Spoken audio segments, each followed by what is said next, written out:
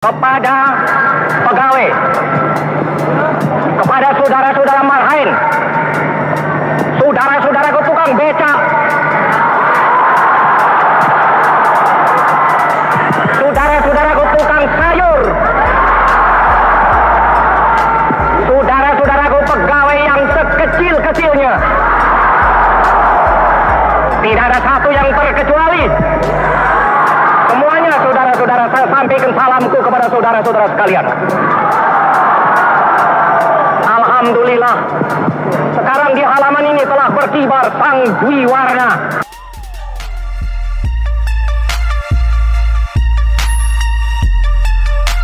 Sang saka merah putih berkibar seiring kumandang kemerdekaan bangsa Indonesia. Sebuah negara Asia Tenggara telah lahir di tengah kecamuk Perang Dunia Kedua. Pada barisan terdepan kelahirannya, berdiri Soekarno, sang proklamator.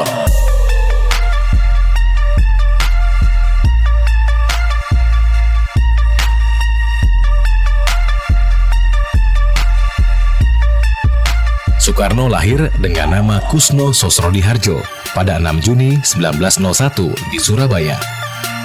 Ayahnya adalah Raden Sukemi Sosrodihardjo, seorang guru. Karena sakit, ayahnya lalu mengganti namanya sesuai tokoh pewayangan, Karna. Sejak itu, ia dipanggil Soekarno. Masa kecil Soekarno tergolong beruntung, karena dirinya keturunan ningrat, maka ia bisa jadi siswa sekolah Belanda. Di dalam memoir dia, dalam autobiografi dia katakan bahwa bukan sebuah ketidaksengajaan bahwa dia tuh terlahir dari kelas yang berkuasa. Maksudnya dari kasta yang berkuasa. Maksudnya dia apa? Jadi dia itu memang memimpin itu sebuah panggilan buat dia. Selama sekolah di Huchere Burger School di Surabaya, Soekarno tinggal di rumah sahabat ayahnya, Cokro Aminoto. Pemuda ini selalu ikut Cokro. Ya boleh dikata tidak selalu, mungkin sering kali ikut daripada teman-temannya yang lain di kosan itu. Dia sangat memperhatikan bagaimana cara Cokro berpidato dan cara Cokro untuk meraih simpati massa. Sehingga ketika di bawah kepemimpinannya Cokro Aminoto, Sarekat Islam menjadi salah satu organisasi terbesar yang modern di Asia waktu itu dari sisi jumlah anggota. Karena peran Cokro. Soekarno melanjutkan pendidikannya di Teknise Hogeschool School di Bandung. Namun pendidikannya itu sempat terhenti karena ia harus kembali ke Surabaya untuk membantu keluarga Cokro. Keluarga kesulitan sejak Cokro Aminoto ditahan Belanda. Soekarno pun bekerja di jawatan kereta api untuk memenuhi kebutuhan ekonomi keluarga. Dari sini, pandangan politiknya semakin terbentuk. Ia pun mengembangkan pemikirannya tentang marhenisme, yaitu konsep sosialisme yang disesuaikan dengan kondisi setempat.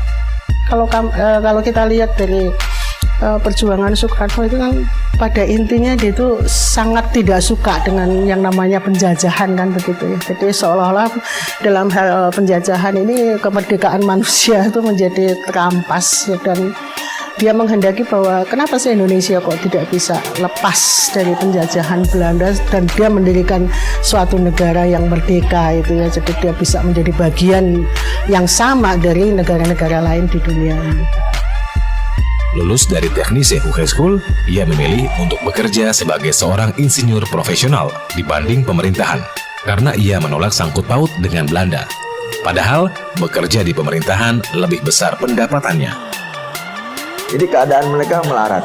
Melarat itu dalam artian bukan karena dia bodoh, dia nggak mau, nggak. Tapi pilihan yang dia sadarin betul bahwa dia nggak mau jadi kaki tangan pemerintah Belanda dan dia menolak untuk jadi pegawai negeri, pegawai government Belanda. Dan dengan begitu dia harus tanggung risikonya lapar dan dia ambil itu. Sementara kegiatan politiknya di Partai Nasional Indonesia (PNI) terus ia jalani sampai akhirnya Soekarno ditangkap. Dalam sidang pengadilannya, Soekarno membacakan pembelaannya berjudul Indonesia Menggugat. Ia sempat ditahan di Sukamiskin selama setahun. Setelah bebas, tak lama ia kembali ditahan untuk dibuang ke bagian timur Indonesia. Soekarno dibuang ke Pulau Flores selama 5 tahun. Tak cukup diasingkan di sana, ia dibuang ke Bengkulu. Soekarno bersama keluarganya tinggal di Bengkulu selama 4 tahun.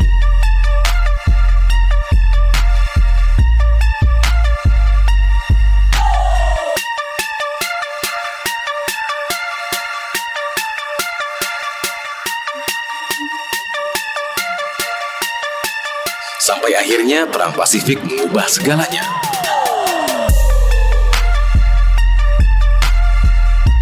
Belanda menyerah kepada Jepang. Jepang pun menduduki wilayah Indonesia.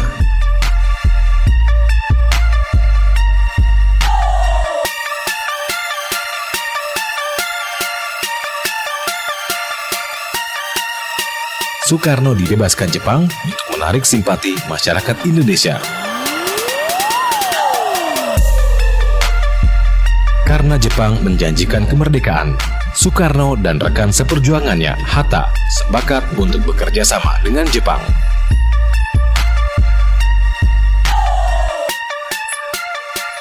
Persiapan menuju kemerdekaan pun mulai berjalan. Landasan negara Indonesia dibuat. Soekarno menamakannya Pancasila.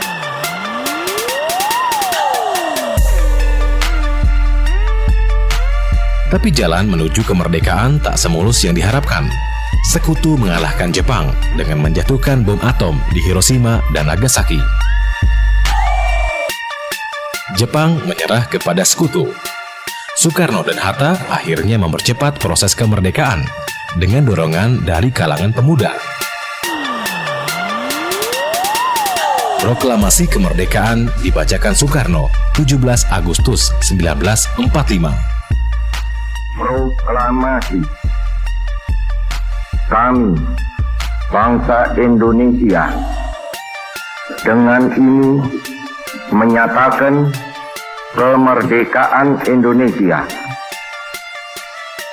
Hal-hal yang mengenai pemindahan kekuasaan dan lain-lain diselenggarakan dengan cara saksama dan dalam tempo yang sesingkat-singkatnya. Jakarta, 17 Agustus 1945, atas nama bangsa Indonesia, Soekarno, Hatta.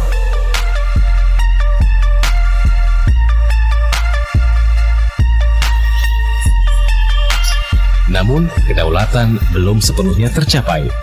Belanda masih berupaya menduduki kembali bekas jajahannya.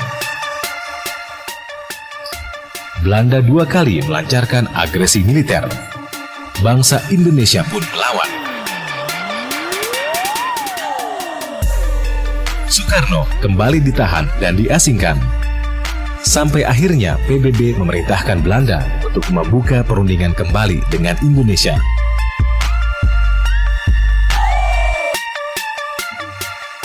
Berkat kesepakatan perjanjian Rum-Van Rooyen, pemerintah Belanda menyerahkan kedaulatan Indonesia sepenuhnya dan Soekarno-Hatta dibebaskan dari pengasingan. Soekarno disumpah menjadi Presiden Republik Indonesia Serikat sebelum akhirnya kembali ke Jakarta. Warga pun menyambut kedatangannya.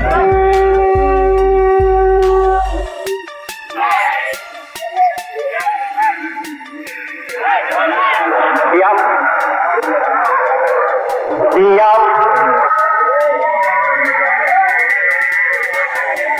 Saudara-saudara sekalian, alhamdulillah saya ucapkan di hadirat Allah Subhanahu wa taala.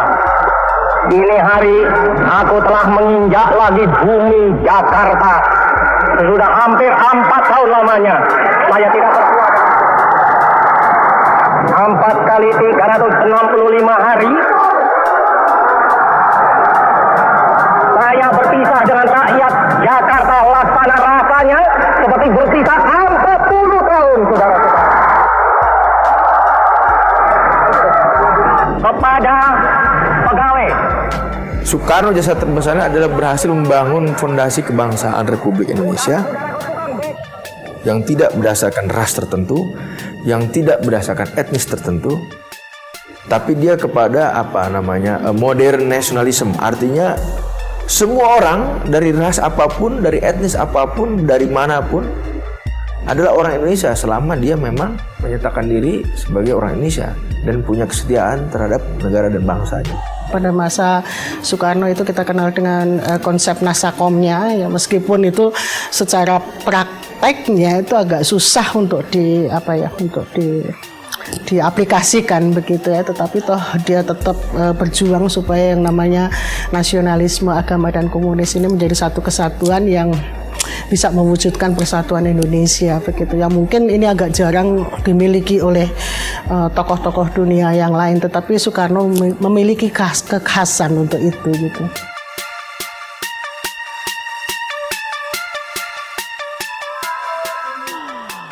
Bukan hanya fondasi prinsipil negara yang dibangunnya, tapi juga beberapa bangunan penting di negeri ini.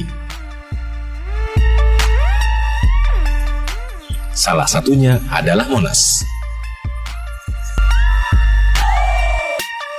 Dalam sebuah pidato dia di tahun 66, ada di tahun 66, dia pernah dikritik oleh wartawan bahwa katanya Soekarno ini kerjaannya cuma bikin monumen, patung. Nah, dalam sebuah pidatonya dia mengatakan bahwa monumen itu adalah celana bagi bangsa yang sedang berevolusi. Dan bangsa Indonesia waktu itu sedang berevolusi, jadi harus pakai celana biar nggak telanjang. Artinya apa? Dia ingin ada ikon, dia ingin ada satu identitas dari kota-kota yang ada di Indonesia supaya sejajar dengan kota-kota lain. Kalau kami melihat bahwa sebetulnya ada keinginan Soekarno untuk menunjukkan bahwa bangsa Indonesia itu adalah bangsa yang besar gitu. Jadi dia ingin menunjukkan itu melalui monumen-monumen yang megah gitu ya, sehingga Indonesia ini dikenal oleh seluruh bangsa-bangsa yang ada gitu ya. Supaya dia juga ingin mengatakan bahwa ya inilah Indonesia, bahwa kami juga punya proud, punya kebanggaan gitu, dan kita juga sanggup untuk membuat sesuatu yang kemudian di negara lain tidak ada. Saya pernah mengadakan satu diskusi interaktif gitu dengan mengumpulkan dari 5 sekolah gitu. Jadi saya melakukan interaksi dengan anak-anak itu. Mereka itu kita minta untuk mencari tokoh pahlawan yang mereka kagumi. Dan yang menarik adalah ketika di antara mereka itu justru memunculkan tokoh Soekarno gitu ya. Tetapi di sini yang menarik adalah bahwa ketika dia mengatakan bahwa dia mengagumi Soekarno, itu mengatakan bahwa kalau Soekarno tidak ada, Indonesia ini tidak akan merdeka dan kita tidak akan pernah menjadi seperti ini. Itu yang kemudian membuat saya, oh ternyata anak-anak ini memang betul-betul di dalam memandang seorang tokoh itu hal yang positif yang justru mereka. Soekarno dilahirkan dari keluarga yang terpandang. Di hidup dia, kalau dia mau memilih, dia bisa hidup enak. Tapi itu tidak dia lakukan. Dia memilih jalan lain untuk melakukan satu pekerjaan yang membawa manfaat buat orang banyak. Jadi pesan moral dari hidup Bung Karno adalah sebuah hal yang baik jika kalian tidak hanya memikirkan diri kalian sendiri. Jadi Bung Karno ini orang yang tidak memikirkan dirinya sendiri, tapi dia memikirkan juga kepentingan orang lain. Dan itu yang sekarang sepertinya mulai luntur di kita, bahwa setiap orang sekarang memikirkan dirinya sendiri. Soekarno itu menurut saya dia adalah sosok yang adil ya, bijaksana, terus mempunyai jiwa pemimpin yang sangat hebat. Terus dia juga peduli terhadap rakyatnya. Bangga punya Indonesia punya. Bangga sih. Mau seperti dia, menjadi kayak dia. Ingin, tapi saya masih jadi pelajar kan, jadi saya mungkin nerusin tugas saya dulu, kewajiban dulu sebagai seorang pelajar. Ke depan, mau akan bagaimana? Ke depan, kalau bisa sih jadi sosok seperti Soekarno ya, tapi saya harus lebih belajar lebih banyak lagi. Soekarno itu berpengaruh banget buat sekitarnya. Jadi semoga saya juga bisa berpengaruh seperti Soekarno. Yang jelas memperbaiki yang buruk di Indonesia dan membangun bangsa ini lebih baik.